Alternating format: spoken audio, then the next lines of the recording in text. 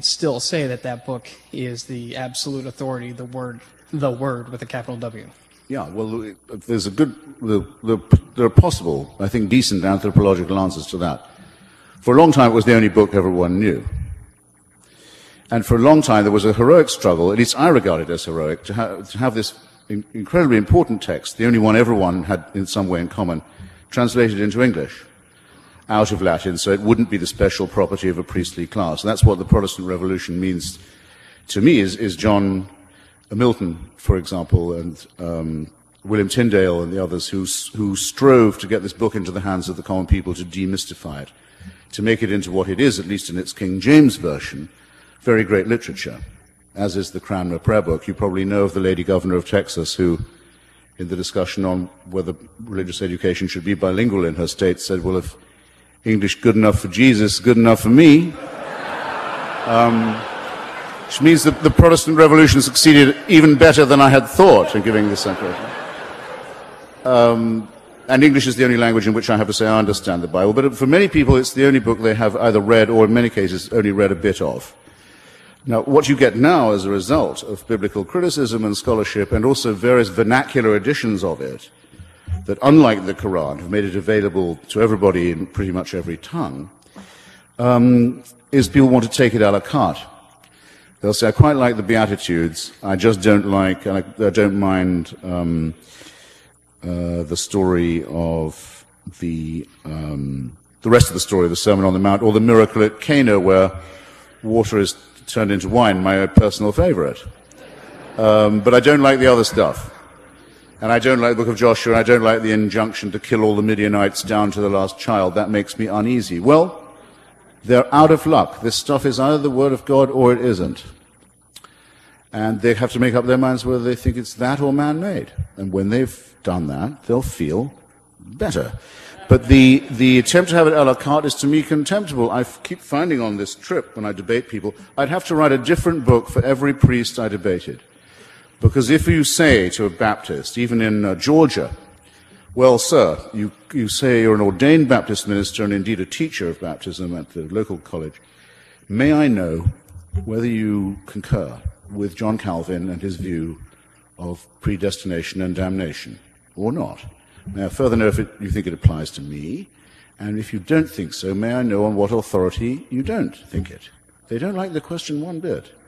They don't. And not because you're in front of an educated audience either. They're not sure what they think.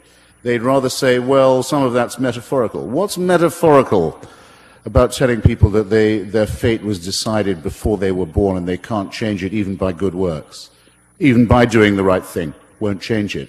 You were picked for hell before you were born. You're a goat, not a sheep. By the way, who wants to be a sheep? A religion that calls itself a flock, you already know a lot about. They don't like it, ladies and gentlemen. They really don't. I say to the rabbi, so your daily prayers begin, don't they, by saying, thank God he didn't make me a woman or a Gentile, a goy. Isn't that the prayer? Well, I don't always say it, okay. I'm glad to hear it. You come from a sect that doesn't shake hands with women, I'm not going to shake hands with you. I have views of my own about this, but I've told you what they are, and I'm willing to be tested on them and questioned on them. Why aren't you? Why do you want it a la carte all the time? This morning, the Conservative guy, very nice, extremely nice fellow, on the local Fox radio, John someone. Yeah, extremely courteous, gave me a lot of time, and I said, well, for example, I say to Catholics, come on, you may say you're a Catholic, you don't really believe in the virgin birth. He said, well, I do.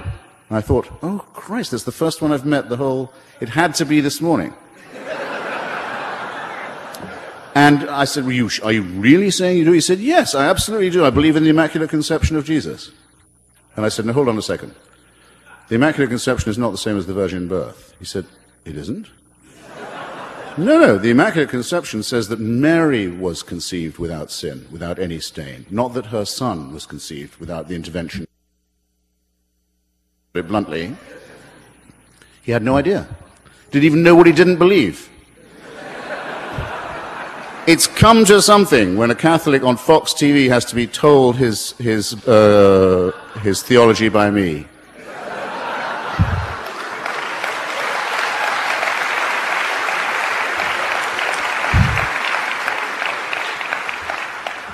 And I hope he doesn't, I hope if he hears of this, he doesn't regard it as an abuse of his hospitality. I must say he was a real gentleman to me the rest of the time.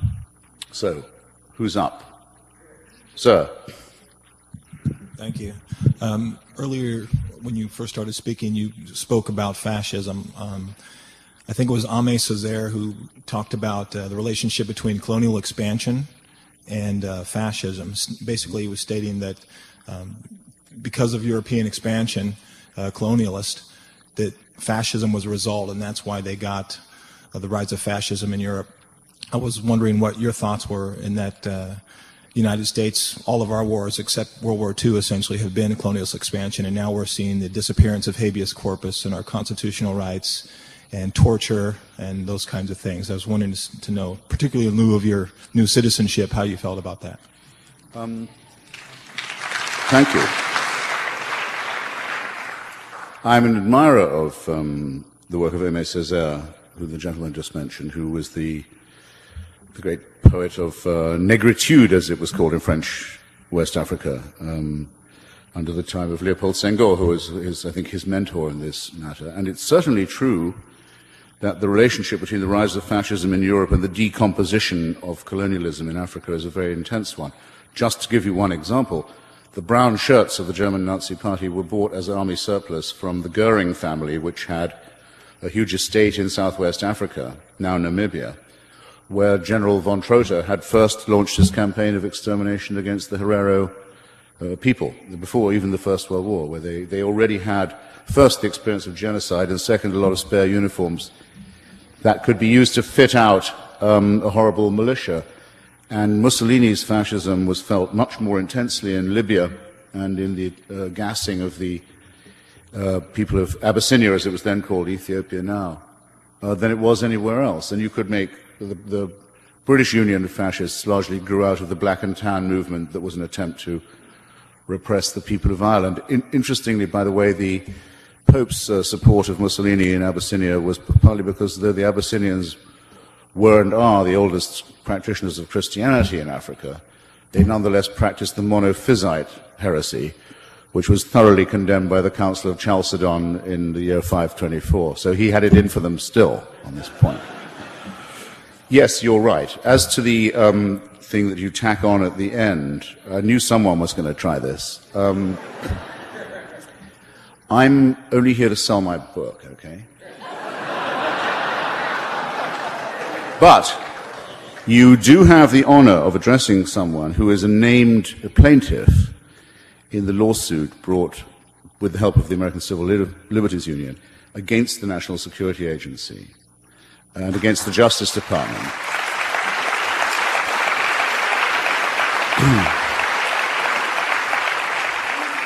Which has so far carried in the courts saying that it is illegal and unconstitutional to listen to the telephone conversations of an American without a warrant. I'm appalled that when I wasn't even a citizen yet, I had to go to law to uphold that simple point.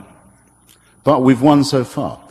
But it's going to require a lot of vigilance to keep winning. The recent, I think, complete collapse of the Justice Department's witnesses and main spokesman on other matters in front of major hearings in the Senate is extremely encouraging.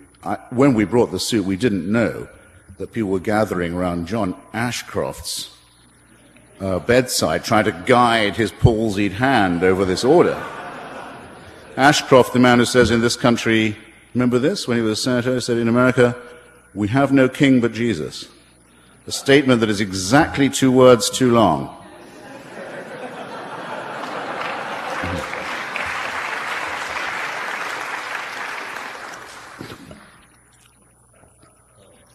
What do you think about liberation theology? It's a contradiction in terms. What about the emancipation of the human personality, the human mind, is from theology. There are no two ways about it. I don't care if I run into some priest in Colombia who thinks that Fidel Castro should be Pope. It bores me. It irritates me. I ask him the same question. Is there anything you're saying that an atheist couldn't say that might be right or might be wrong, but would still be said? What's the theological bit for? No, Jesus doesn't have a special privilege for the poor. He says, render unto Caesar. Don't you believe that? If not, why go on as if you did? No, it's piffle. It's